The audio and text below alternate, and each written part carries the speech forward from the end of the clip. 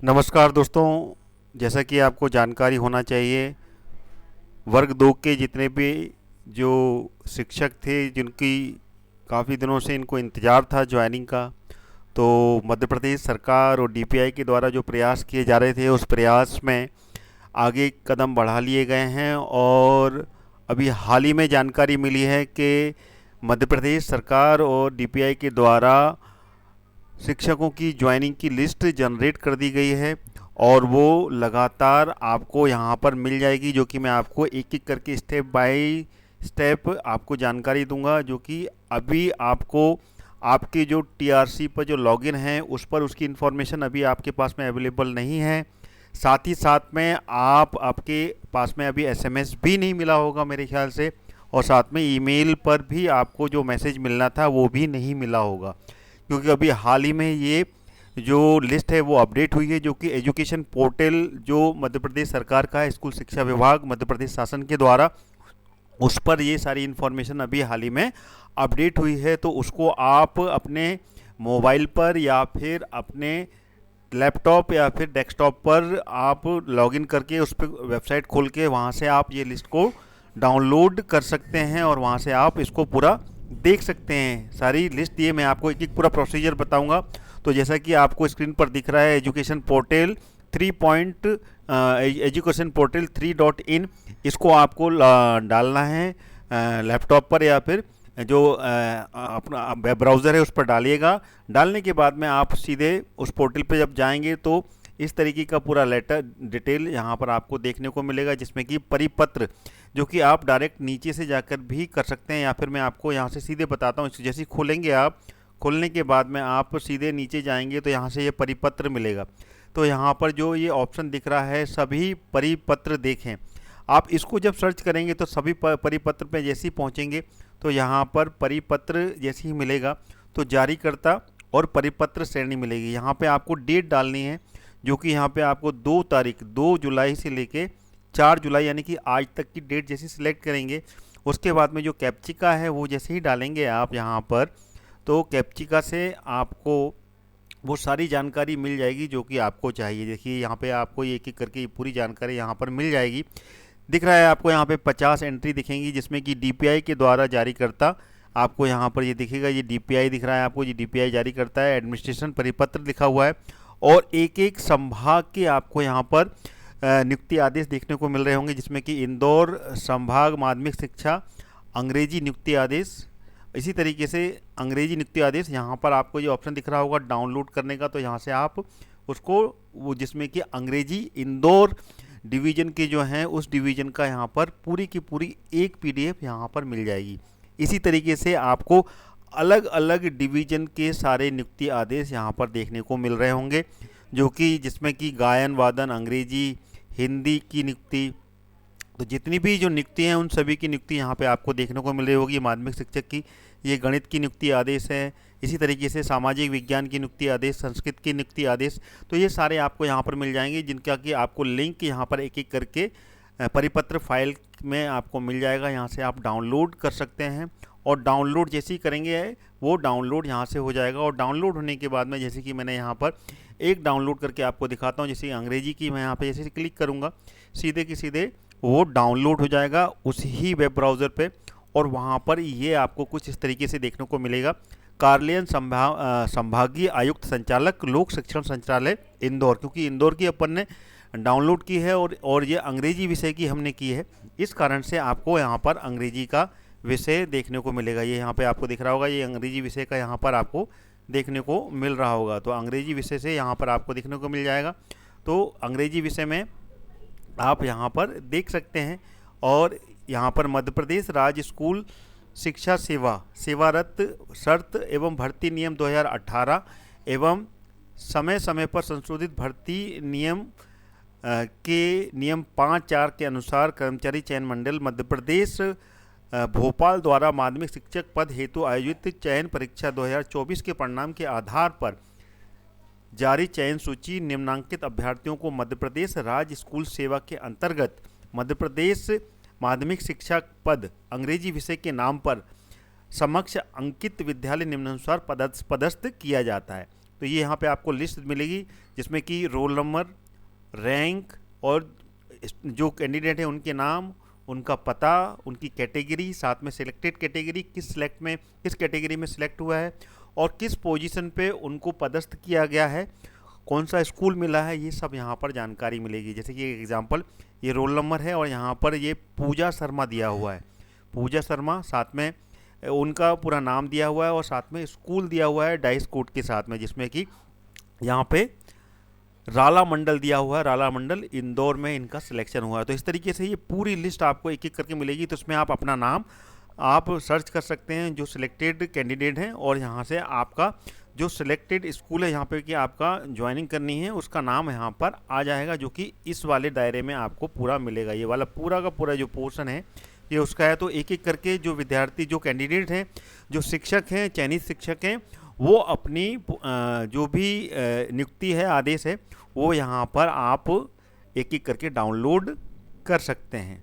तो यहाँ से आपको सारी जितनी भी नियुक्ति हैं, चाहे वो अंग्रेजी की हो, सामाजिक विज्ञान की हो, संस्कृत की हो, हिंदी की हो, सब यहाँ से आप डाउनलोड कर सकते हैं। जैसे कि मैंने आपको प्रोसीजर बताया, एजुकेशन पोर्टल 3.in में आपको ये सारी की सारी जानकारी मिलेगी। अभी वहाँ पर पूरी पड़ी है, धीमे धीमे करके आपकी खुद की लॉगिन आईडी, आपका ईमेल एड्रेस, आपके मोबाइल पर भी इसकी जानकारी मिलेगी। क्योंकि आज चूँकि शनिवार था तो हो सकता है इवनिंग के टाइम पे ये पब्लिशिंग हुई है, तो मंडे तक आपको ये सारी इन्फॉर्मेशन आपके जो भी डिटेल आपने रजिस्टर्ड की है उस पर भी ये सारी इन्फॉर्मेशन जो शिक्षा विभाग है या एजुकेशन पोर्टल है या सरकार के द्वारा, DPI के द्वारा, वो भी प्रोवाइड कराई जाएगी। लेकिन उससे पहले आप यहाँ से डाउनलोड करके वो सारी जानकारी यहाँ से ले सकते हैं। अब अपन आगे बढ़ते हैं, इसमें करना क्या होगा हमें। इसको आप जब नीचे जाएंगे सबसे आखिर में यहाँ पर कुछ बिंदुवार तरीके से पूरी जानकारी दी है कि आपको आगे करना क्या है, तो वो भी आपको समझना ज़रूरी होगा। तो इसमें जब अपन नीचे स्क्रॉल करते हैं तो नीचे यहाँ पर जो कंडिका 2 है, इसमें आपको मालूम पड़ेगा कि यहाँ पर आपका वेतनमान भी दिया हुआ है, जिसमें कि 6वां वेतनमान है ना, जो दिया हुआ है वो ग्रेड दिया हुआ है 3200 ग्रेड पे का वेतनमान 2017 के अनुसार जो दिया हुआ है, उसके अनुसार इसमें पूरी जानकारी आपको मिलेगी कि आपको किस के बेसिस पे ज्वाइनिंग दी जा रही है। साथ ही साथ में इसमें ये भी दिया हुआ है कि संशोधित नियम 2013 के अनुसार वेतनमान का न्यूनतम जो प्रथम वर्ष होगा वो 70% होगा, द्वितीय 80% होगा और तृतीय 90% की राशि स्टाइपेंड दी जाएगी, जब तक कि आपकी जो पर्यवेक्षा अवधि है, जो प्रोविजनल पीरियड है, वो 3 वर्ष सफलतापूर्ण करने के बाद में वेतनमान जो न्यूनतम है वो प्रारंभ किया जाएगा। तो ये पहला पॉइंट, जो दूसरा पॉइंट है वो ध्यान रखिएगा। पहले पॉइंट में आपकी लिस्ट में नाम है, दूसरे में आपका ये डिटेल दिया हुआ है। तीसरे में जो दिया हुआ है, नियुक्ति अस्थायी रूप से 3 वर्ष की पर्यवेक्षा पर की जाती है। तो 3 वर्ष का आपका प्रोविजनल पीरियड होगा यहाँ पे, और उसके बाद में फिर आप यहाँ पर वो प्रोविजनल पीरियड करने के बाद में आगे बढ़ेंगे। आगे बढ़ते हैं, चौथे में क्या दिया हुआ है। चौथे में ये दिया है, संबंधित चयन अभ्यर्थियों को मध्य प्रदेश शासन वित्तीय विभाग की अधिसूचना क्रमांक F5, ये जो दिया हुआ है इसको पढ़ेंगे आप, 2005 के अनुसार और 1/1/2008 के पश्चात मध्य प्रदेश शासन के अधीन सिविल सेवा अथवा सिविल पदों की पर नियुक्त अधिकारियों, कर्मचारियों और मध्य प्रदेश शासन के वित्तीय ज्ञापन के द्वारा यहाँ पर क्या परिभाषित अंशदान पेंशन भी लागू होगी। तो यहाँ पे आपकी पेंशन का प्रोविजन भी यहाँ पे दिया हुआ है चौथे पॉइंट पर। 5वें पे देखा जाए तो 5वें में संबंधित अभ्यर्थियों को 7 जुलाई 2026 से लेकर 15 जुलाई 2026 के मध्य पदस्थापना स्थल पर उपस्थिति देनी होगी। यानी कि 7 जुलाई से लेकर 15 जुलाई के बीच में यहाँ पर पदस्थापना का जो प्रोविज़न है वो दिया गया। यानी कि आपको सिर्फ 7 दिन के अंदर में यहाँ पे ज्वाइनिंग करनी होगी। और माध्यमिक शिक्षा पद पर उपस्थिति के समय में संबंधित अभ्यर्थियों को निम्न अनुसार दस्तावेज भी प्रस्तुत करने होंगे। समस्त अभ्यर्थी आवश्यक समस्त अभिलेख की मूल प्रतिलिपि और उसकी 3 स्वप्रमाणित प्रतियों के सेट के साथ जाएंगे और अभिलेखों का सत्यापन और मूल दस्तावेज से जिला शिक्षा अधिकारी तथा उनके द्वारा अधिकृत अधिकारी के समक्ष कराएंगे। और दस्तावेज की जो सूची है वो भी नीचे दी हुई है।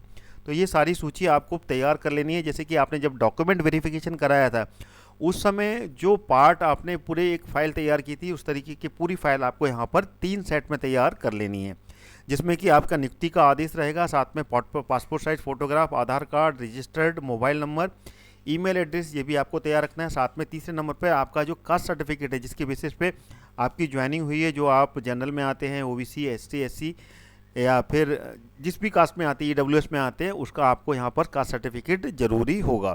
साथ में आप ईडब्ल्यूएस का सर्टिफिकेट जो भी है आपके पास में वो रखना पड़ेगा, आपका मूल प्रमाण पत्र, मूल निवासी। साथ में आप अगर दिव्यांग हैं तो दिव्यांग का भी आपको यहाँ पे सर्टिफिकेट जो कि मेडिकल बोर्ड से वैध प्रमाण पत्र है वो भी रखना पड़ेगा। अतिथि शिक्षक जो अतिथि श्रेणी से जिनका सिलेक्शन हुआ है वो सारे प्रमाण पत्र यहाँ पर आपको रखने पड़ेंगे, जिनमें कि जिन अभ्यर्थियों की नियुक्ति अतिथि शिक्षक के अनुभव प्रमाण पत्र के आधार पर हुई है तो वो प्रमाण पत्र भी यहाँ पर आपके उनकी कॉपी रखनी पड़ेगी। साथ ही साथ में शासकीय सेवक की स्थिति में विभागीय अनुमति यानी कि एनओसी भी आपको यहाँ पर लेनी पड़ेगी। साथ में विभागीय अनुमति ना होने की स्थिति में संबंधित विभाग से प्रस्तुत सेवा से त्यागपत्र की पावती प्रति भी यहाँ पर देनी पड़ेगी। अभ्यर्थी अब जो अगला पॉइंट पढ़ लेते हैं अपना 9वां पॉइंट, अभ्यर्थियों की शैक्षणिक और तथा व्यवसायिक योग्यता संबंधी दस्तावेज भी आपको यहाँ पर यानी कि सारे डॉक्यूमेंट आपको यहाँ पर रखने पड़ेंगे। अगर आप भूतपूर्व सैनिक हैं तो उसका एक प्रमाण पत्र होगा यहाँ पर। बोनस प्राप्ति की स्थिति में आपको यहाँ पे एनसीसी या फिर सी सर्टिफिकेट जो है वो रखना पड़ेगा। कर्मचारी चयन मंडल के द्वारा जो पात्रता परीक्षा हुई थी और चयन परीक्षा हुई थी उसकी अंक सूची भी यहाँ पर आपको रखनी पड़ेगी, यानी कि जो डॉक्यूमेंट आपने डॉक्यूमेंट वेरिफिकेशन के समय में प्रस्तुत किए थे डीपीआई में, डीईओ ऑफिस में, वो सारे के सारे एक डॉक्यूमेंट की सेट आपको बनाना पड़ेगा। साथ में जो अन्य इसमें बताए गए हैं वो भी आपको रखने पड़ेंगे। ओबीसी क्रीमी लेयर में नहीं आने संबंधित घोषणा का परिशिष्ट 1, साथ में आपको यहाँ पे एक एफिडेविट संलग्न सपत्र प्रमाण पत्र जो है वो नोटराइज करवा के वो भी रखना पड़ेगा। ठीक है, तो ये सारे के सारे डॉक्यूमेंट्स यहाँ पर बताए गए हैं। और अगला 6वां पॉइंट जो है, उल्लेखित दस्तावेज जिला शिक्षा अधिकारी के द्वारा परीक्षण के उपरांत पात्र पाए जाने पर संबंधित अभ्यर्थी पदस्थापना स्थल पर पदभार ग्रहण करने की अनुमति प्रदान की जाएगी। यानी कि सबसे पहले आपको डीईओ ऑफिस जाना पड़ेगा और वहाँ पर जो डीईओ अधिकारी हैं वो पहले चेक करेंगे और वहाँ पर अगर सब चीज़ सही पाई जाती है देन उसके बाद में आपको अनुमति दी जाएगी। फिर आप उस स्कूल में यहाँ पे कि आपकी पदस्थापना हुई है वहाँ पर आप जा पाएंगे। नियुक्ति आदेश जारी होने के दिनांक से 15 दिन के भीतर मेडिकल बोर्ड और चिकित्सा प्रमाण पत्र और चरित्र प्रमाण पत्र पुलिस वेरिफिकेशन भी प्रस्तुत करना होगा। यानी कि आपकी जब ज्वाइनिंग हो जाती है उसके 15 दिन के अंदर में आपका मेडिकल भी करना है, साथ में आपका पुलिस वेरिफिकेशन भी होगा। अगला 7वां पॉइंट जो है, ये नियुक्ति पूर्णतः अस्थायी होगी और इसे किसी भी समय 1 माह के नोटिस देकर या उसके बदले 1 माह का वेतन या भत्ता देकर समाप्त की जा सकेगी। नोटिस दिए जाने से पहले और बाद में अस्थायी अपने कार्य बिना पूर्व अनुमति के अनुपस्थित रहेंगे तो माना जाएगा कि उन्होंने अनुपस्थिति की तिथि में बिना नोटिस दिए हुए सेवा छोड़ दी है। ऐसी स्थिति में अभ्यर्थियों को 1 माह अथवा नोटिस अवधि की जितनी अवधि कम होगी उतनी अवधि का वेतन और भत्ता सा भुगतान हो। यानी कि यहाँ पर आपने अगर थोड़ी सी भी कहीं पे भी लापरवाही की तो आपकी यहाँ पर नोटिस देकर आपको यहाँ से निकाला भी जा सकता है, इसलिए इस पर ध्यान रखिएगा। ये वाला पॉइंट बहुत इंपॉर्टेंट है, तो ये आप बिल्कुल इम्पॉर्टेंट सतर्कता से अपनाइएगा। इसलिए छुट्टी वुट्टी नहीं लेनी जब तक कि आप यहाँ पर उस तरीके से परमानेंट नहीं हो जाते हैं। बिना नोटिस के आप यहाँ पे छुट्टी भी नहीं लेंगे, बिना नोटिस के देंगे तो ये एक्शन यहाँ पर लागू किया जा सकता है। 8वां पॉइंट देखते हैं, परिवीक्षा अवधि यानी कि स्थायीकरण वरिष्ठता पदोन्नति के विषय में मध्य प्रदेश सिविल सेवा नियम 1961 एवं मध्य प्रदेश राज्य स्कूल शिक्षा सेवा सेवा शर्त एवं भर्ती नियम 2018 के प्रावधान के अंतर्गत शासित होंगे। वरिष्ठता का निर्धारण विभाग के द्वारा नियुक्ति हेतु निर्धारित किए गए मापदंडों के अनुसार किया जाएगा। ठीक है, ये ध्यान रखिएगा। अगला 9वां पॉइंट देख लेते हैं, परिवीक्षा अवधि के संबंधी भर्ती 2018 के नियम 13 के अनुसार कार्रवाई की जाएगी। अनाधिकृत अनुपस्थिति की स्थिति में सेवाएं समाप्त की जाएंगी। ठीक है, साथ ही साथ में यहाँ पे विशेष टिप्पणी की गई है, चरित्र जाति निःशक्त शैक्षणिक एवं व्यावसायिक योग्यता शपथ पत्र इत्यादि दस्तावेज सत्यापन की रिपोर्ट में गलत और असत्य पाए जाते हैं तो अभ्यर्थी द्वारा प्रस्तुत प्रमाण पत्र भविष्य में कभी भी फर्जी और असत्य पाए जाते हैं तो संबंधित नियुक्ति को तत्काल प्रभाव से समाप्त किया जाएगा। तो ये सारी जानकारी आपको यहाँ पर मैंने दे दी, तो इसको पूरी तरीके से आपको ध्यान में रखना है। तो यही समस्त जानकारी थी जिनको कि आपको फॉलो करते हुए अपनी नियुक्ति लेनी है। तो दोस्तों इस वीडियो को मैं यहीं समाप्त करता हूँ। समस्त जो शिक्षक थे वर्ग 2 के और जो गायन वादन के थे उन सभी को एक बार मेरी तरफ से बहुत बहुत बधाई हो। और आप समय अनुसार जो इसमें दिया हुआ है उसके अनुसार फॉलो करते हुए ज्वाइनिंग करें, और आपके भविष्य, उज्ज्वल भविष्य की मैं कामना करता हूं। और इसी तरीके की लगातार वीडियो देखने के लिए आप मेरा चैनल स्टडी कॉन्सेप्ट को फॉलो कर लें और सब्सक्राइब कर लें। और अगर वीडियो आपको अच्छा लग रहा है, सारी जानकारी आपको प्रॉपर मिल रही है मेरे द्वारा, तो आप मेरे चैनल को लगातार देखें और यहाँ से आप अपनी एग्ज़ाम्स की कंप्लीट प्रिपरेशन भी कर सकते हैं। Thank you so much watching my video till and.